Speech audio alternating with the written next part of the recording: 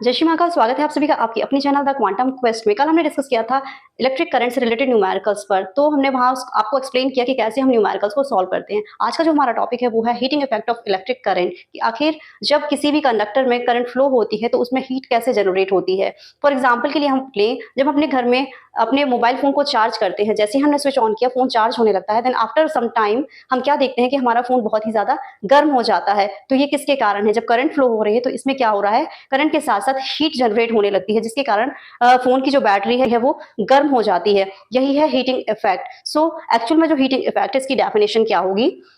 When an electric current passes through a conductor or an electric device, the conductor becomes hot after some time and produced heat.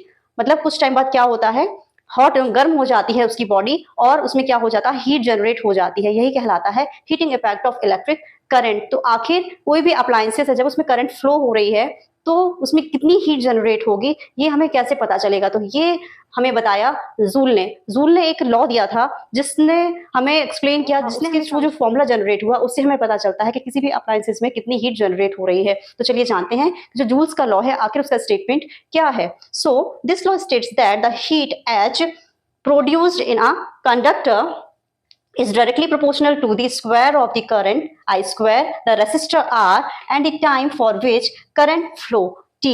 यानी कि जो भी heat generate हो रही है, तो जब हम किसी भी अप्लायंसेस को किसी भी कंडक्टर को जब उसमें करंट फ्लो करते हैं तो करंट के स्क्वायर और जो रेसिस्टर लगे होते हैं, रेसिस्टर को हम रिप्रेजेंट करते हैं इस फॉर्म में, जो रेसिस्टर्स लगे होते हैं आर, सो रेसिस्टर के और जो भी टाइम लग रहा है प्रोपोर्शनल होता है, यानी कि H is proportional to I square, H is proportional to R and H is proportional to T। जब हम एक फॉर्मूले के फॉर्म में से जनरेट करते हैं, so capital H equal I square RT, ये हमारा फॉर्मूला है जिससे हम कैलकुलेट करेंगे हीटिंग इफेक्ट को, कि हीट आखिर कितनी जनरेट हो रही है किसी भी अप्लायंसेस में। अब बात आती है इसकी यूनिट की, कि आखिर जो भी हीट जनरेट हो रही है इसको हम किस यूनिट में कैलकुलेट करेंगे। तो जैसा हम जानते हैं कि जो एनर्जी की यूनिट होती है वो होती है joule. So heat is also a form of energy. So जो हीट की ऐसा यूनिट होगी वो भी क्या होगी, जूल होगी।